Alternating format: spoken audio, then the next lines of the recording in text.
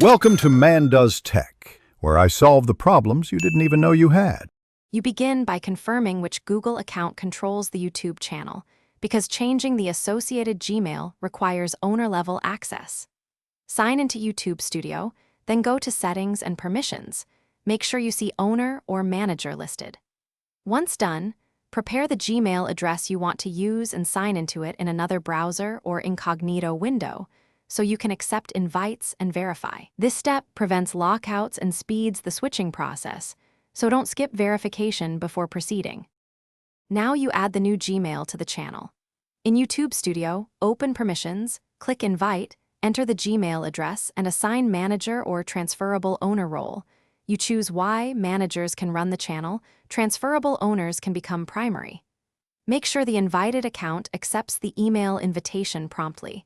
If two-step verification is enabled, complete that challenge.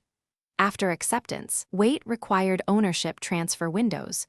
Google often enforces a 7-day period, so plan for that delay before finalizing primary ownership. Finish by making the invited Gmail the primary owner and permissions, then remove the former owner if you intend to fully switch. Once done, verify channel settings.